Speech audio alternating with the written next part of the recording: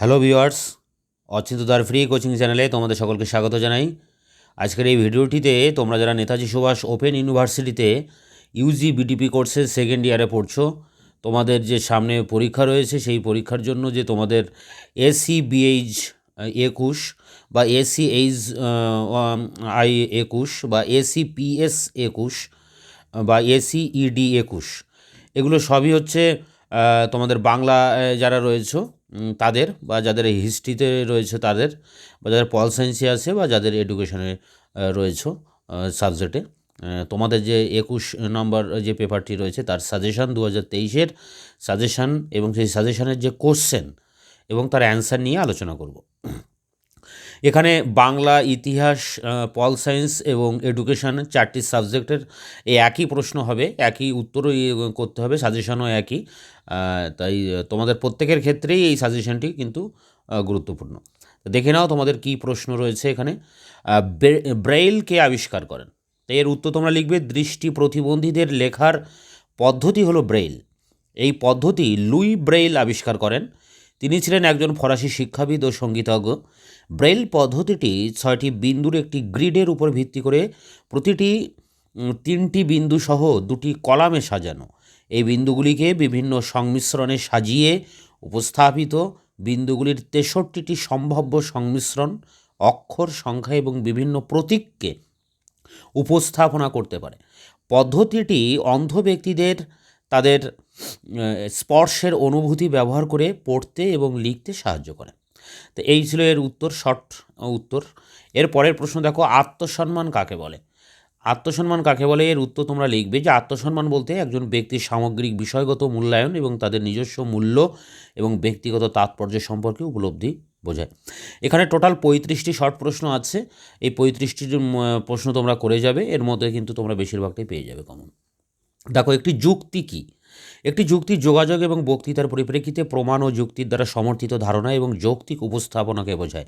একটি যুক্তিতে লক্ষ্য হলো প্রমাণ এবং যুক্তি প্রদান করে অন্যদের বোঝানো বা রাজি করানো, যা একটি নির্দিষ্ট দাবি বা প্রস্তাবকে সমর্থন করে। এরপরে দেখো যে প্রশ্নটি রয়েছে যে বর্ণনা কাকে বলে? দেখো, বর্ণনা বলতে একটি গল্প বলার বা ঘটনা বা অভিজ্ঞতার একটি ক্রম বর্ণনা করার কাজকে বোঝায়। এটি যোগাযোগের একটি কাঠামো যা একটি ক্রমে ঘটনা, চরিত্র ও কর্মের উপস্থাপনায় জড়িত। বর্ণনা সাহিত্যের বিভিন্ন রূপ, যেমন উপন্যাস, ছোট গল্প এবং লোককাহিনীর পাশাপাশি চলচ্চিত্র, নাটক ও মৌখিক গল্প বলার মতো অন্যান্য মাধ্যমেও পাওয়া যায়। পরের প্রশ্ন দেখো, কার্যকরী সাক্ষরতা কী?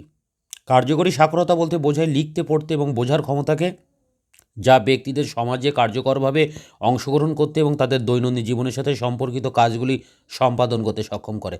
এটি ব্যবহারিক প্রয়োগ ও তথ্য বোঝার উপর জোর দিয়ে মৌখিক পড়া ও লেখার দক্ষতা আয়ত্ত করে। পরের প্রশ্ন দেখো, সামাজিক শিক্ষা কী? সামাজিক শিক্ষা বলতে জ্ঞান, দক্ষতা, মনোভাব এবং মূল্যবোধ অর্জনের প্রক্রিয়াকে বোঝায়, যা ব্যক্তিদের বুঝতে এবং সমাজে সক্রিয়ভাবে অংশগ্রহণ করতে সক্ষম হয়। এটি সামাজিক কাঠামো এবং সামাজিক সমস্যাগুলির সাথে পরিচিত হয়ে ওঠার ক্ষমতার বিকাশ ঘটায়। সামাজিক শিক্ষা স্কুল, বিশ্ববিদ্যালয়ের মতো আনুষ্ঠানিক শিক্ষা প্রতিষ্ঠানের মাধ্যমে সঞ্চারিত হয়। পরের প্রশ্ন দেখো, সামাজিক জীবন এবং সাক্ষরতার মধ্যে যে সম্পর্ক, সেখানে 4টি সম্পর্কের কথা এখানে লিখতে হবে। 1 রয়েছে দক্ষতা, 2 সামাজিক যোগাযোগ ও মিথস্ক্রিয়া, 3 সক্রিয় নাগরিকত্ব এবং নাগরিক নিযুক্তি, 4 অর্থনৈতিক এবং সামাজিক গতিশীলতা। এ সম্পর্কে আরেকটু লেখা আছে, দেখো, সাক্ষরতা এবং সামাজিক জীবন বিভিন্ন উপায়ে পরস্পর সংযুক্ত। সাক্ষরতা ব্যক্তিদের তথ্য সঞ্চালন করতে, কার্যকরভাবে যোগাযোগ করতে, নাগরিক ক্রিয়াকলাপগুলিকে জড়িত হতে এবং অর্থনৈতিক সুযোগগুলি অনুসরণ করতে সক্ষম করে। সাক্ষরতার প্রচারের মাধ্যমে সমাজগুলি এই আরও সচেতন, নিযুক্ত এবং অন্তর্ভুক্তিমূলক সামাজিক পরিবেশ গড়ে তুলতে পারে। উচ্চশিক্ষার 4টি প্রধান বাধা কী?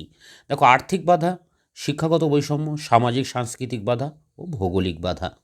তারপরে প্রশ্ন, বর্তমানে ভারতের সাক্ষরতা ও নিরক্ষরতার হার কত? বর্তমান 2021-এর অনুষ্ঠিত জনগণনায় ভারতের সাক্ষরতার হার 74.04% এবং নিরক্ষরতার হার 25.92%। মেটাকগনিশন কি? মেটাকগনিশন হলো নিজেদের চিন্তাভাবনা ও শেখার বিষয়ে চিন্তা করার প্রক্রিয়া।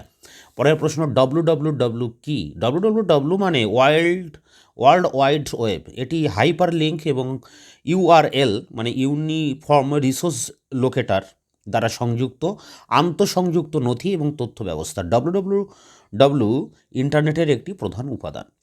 টেক্সট মন্তব্য কী? যে এসএমএস করা হয় আমাদের, যে টেক্সট করা হয় সেই টেক্সট মন্তব্যটা কী? একটি পাঠ্যের উপর মন্তব্য করা। এটি লিখিত অংশে উপস্থিত বিষয়বস্তু, ধারণা সম্পর্কে ব্যক্তিগত চিন্তা, মতামত বা বিশ্লেষণ প্রদানের কাজকে বোঝায়। এটি অন্তর্দৃষ্টি, প্রতিফলন বা সমালোচনা প্রদান করে, যা পাঠ্যটির সাথে গভীর বোঝাপড়া ও ব্যস্ততায় অবদান রাখে। গ্রাফিক্যাল উপস্থাপনা কী? পরের প্রশ্ন দেখো, গ্রাফিক্যাল উপস্থাপনা বলতে চার্ট, গ্রাফ, ডায়াগ্রাম এবং মানচিত্রের মতো চাক্ষুষ উপাদানগুলির ব্যবহার বোঝায়। তথ্য বা ধারণাগুলিকে একটি পরিষ্কার এবং সংগঠিত পদ্ধতিতে উপস্থাপনা করার জন্য গ্রাফিক্যাল উপস্থাপনাগুলি জটিল ডেটা সেটের সারসংক্ষেপ। হাতের লেখার প্রভাব সম্পর্কে লেখো। হাতের লেখা মস্তিষ্ককে একটি অন্যান্য উপায়ে নিযুক্ত করার জ্ঞানের বিকাশকে ত্বরান্বিত করে। হাত দিয়ে লেখার কাজ স্মৃতি, ভাষা এবং সমালোচনামূলক চিন্তার সাথে জড়িত স্নায়বিক পথগুলিকে সক্রিয় করে। হাতের লেখা সৃজনশীল চিন্তার দক্ষতা বাড়াতে পারে। দ্রুত পড়ার দুটি সুবিধা লেখো। দেখো, দ্রুত পড়ার সুবিধা: উন্নত পঠন দক্ষতা, অর্থাৎ দ্রুত পড়ার কৌশলগুলি পড়ার গতি বৃদ্ধি করে। ব্যক্তি আরও দ্রুত পড়ার কাজগুলি সম্পন্ন করতে পারেন। সময় সঞ্চয়, অর্থাৎ দ্রুত পড়ার মাধ্যমে অন্যতম প্রধান সুবিধা হলো সময় বাঁচানো। প্রাক লেখা কী? দেখো, এই পর্যায়টি প্রকৃত খসড়া তৈরির আগে ঘটে এবং এতে ধারণা তৈরি করা, পরিকল্পনা করা এবং চিন্তা সংগঠিত করা জড়িত। প্রাক লেখার সময় আপনি চিন্তাভাবনা করেন, গবেষণা পরিচালনা করেন বা রূপরেখা, মানচিত্র তৈরি করেন। খসড়া কী? প্রাক লেখা শেষ করার পর খসড়া তৈরি করা হয়। এখানে ধারণাগুলির লিখিত আকার দেওয়া হয়। এই পর্যায়ে মনের ভাব প্রকাশ করার জন্য বাক্য এবং অনুচ্ছেদ তৈরি করা হয়। পরের প্রশ্ন দেখো, সংশোধন করা বলতে কী বোঝো? খসড়া লেখার পর তা পুনর্বিবেচনা করা হয়। এখানে সমালোচনামূলক চোখে লেখার পর্যালোচনা এবং পুনর্মূল্যায়ন করা হয়। পুনর্বিবেচনার মধ্যে রয়েছে ব্যাকরণ, বানান ত্রুটির পরীক্ষা করা, বাক্যের গঠন পরিমার্জন, অনুচ্ছেদ পুনর্গঠন করা এবং ধারণার প্রবাহ বৃদ্ধি করা। পরের প্রশ্ন দেখো, একটি প্রান্তিককরণের নাম লেখো। সাধারণত লেখায় ব্যবহৃত একটি প্রান্তিককরণের নাম হলো বাম প্রান্তিককরণ। শিক্ষার্থীদের লেখায় মূল্যায়নের জন্য নির্দিষ্ট প্যারামিটারের নাম লেখো।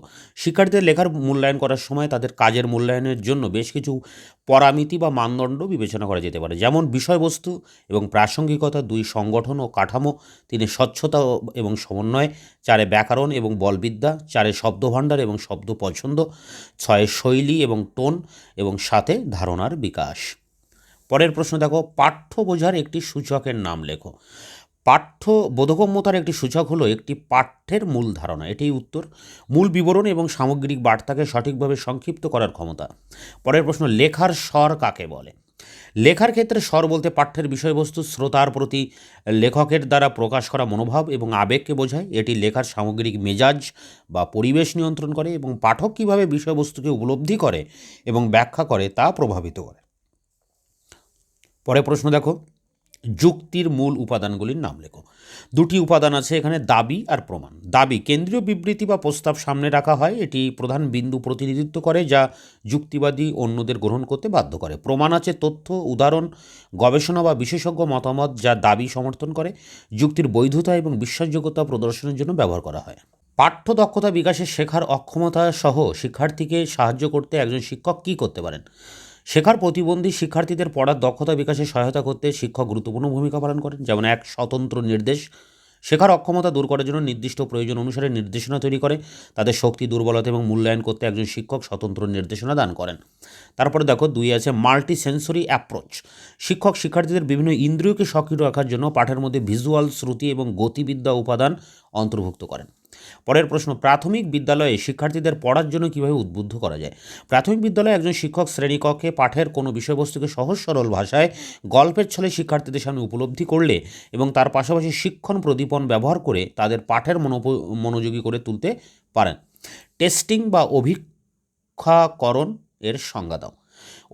অভিধানিক অর্থে টু টেস্ট এর অর্থ হলো এমন শর্তাদির ব্যবস্থা করা যেখানে কোনো ব্যক্তি বা পরিস্থিতির সঠিক চরিত্র বোঝা যায়।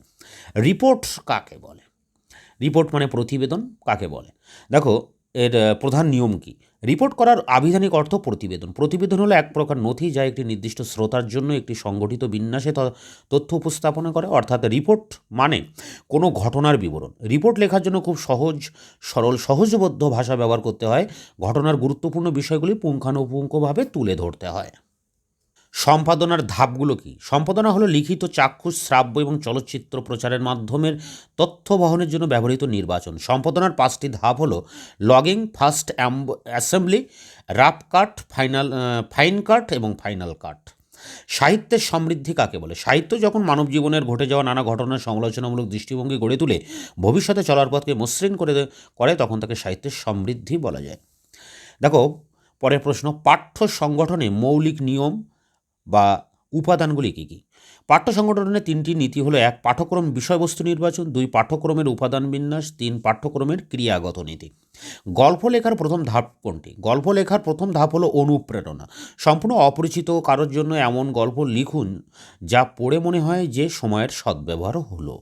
ছবির বর্ণনা কিভাবে করতে হয়? কে, কি, কখন, কোথায়, কেন এবং কিভাবে ইত্যাদি প্রশ্ন ছবি সম্পর্কে করতে হবে এবং সেই পরিপ্রেক্ষিতে ছবির বর্ণনা করতে হবে। এজেন্ডা কী? দেখো এজেন্ডা হলো মিটিং কার্যক্রমের একটি তালিকা যা ক্রমানুসারে সেগুলিকে গ্রহণ করা হবে, আদেশের মাধ্যমে শুরু হয় এবং স্থগিত করার মধ্য দিয়ে শেষ হয়। অর্থাৎ এজেন্ডা হলো যা করা উচিত বা যা করা প্রয়োজন তার তালিকা। লিখিত মিনিট বা মিটিং মিনিটস কি? একটা মিটিং বা সভা চলাকালে যে সকল ঘটনাগুলো ঘটে বা যে সকল তথ্যের আদান প্রদান হয় সে সকল তথ্যের লিখিত রেকর্ড বা সংকলন হলো লিখিত মিনিট বা মিটিং মিনিট। শেষ প্রশ্ন, জীবন বৃত্তান্ত লেখার নিয়ম কী? দেখো জীবন বৃত্তান্ত লেখার নিয়ম হচ্ছে: 1 ব্যক্তিগত তথ্য, 2 পেশাগত লক্ষ্য, 3 শিক্ষা, 4 পেশাগত অভিজ্ঞতা, 5 সেবামূলক কাজ, 6 ভাষাগত দক্ষতা, 7 কম্পিউটার ব্যবহারের দক্ষতা এবং 8 রয়েছে রেফারেন্স। তাই এখানে 35টি প্রশ্ন আছে, তোমরা এই 35টি প্রশ্ন করবে, এর ভিতর থেকে তোমরা সব কমন পেয়ে যাবে। এটা দিনের দিন পড়েও কিন্তু এর পরীক্ষাটা দেওয়া যায় এবং সব প্রশ্ন অ্যাটেন্ড করা যায়। তা তোমরা এই এই যে উত্তর বা এই যে প্রশ্নের উত্তরের যে পিডিএফটা আমি আমার টেলিগ্রাম চ্যানেলে দিয়ে রাখবো। তোমরা ইউটিউব চ্যানেলের ডেসক্রিপশন বক্সে টেলিগ্রাম চ্যানেলের লিঙ্ক দেওয়া আছে, সেখান থেকে ক্লিক করে তোমরা টেলিগ্রাম চ্যানেলে গিয়ে এই কোশ্চেন অ্যান্সারের এই পিডিএফটি তোমরা ডাউনলোড করে নিতে পারবে। আর তোমাদের বাকি অনার্সের পেপারগুলো, যারা হিস্ট্রি অনার্সে আছো, তোমাদের সাজেশানগুলো এবং তার যে উত্তর, সাজেশান এবং তার উত্তর আমি আমার ইউটিউব চ্যানেলে দিয়েছি, তোমরা পারলে সেই সব ভিডিওগুলো দেখে নিতে পারো। আর এরপরে যখন তোমরা 3rd ইয়ারে উঠবে, তোমাদের প্রথম বছরের শুরু থেকেই তোমাদের প্রত্যেকটা অনার্স পেপারের সাজেশান এবং তার উত্তরপত্রগুলি আমি আমার এই চ্যানেলে প্রোভাইড করব তোমাদের জন্য।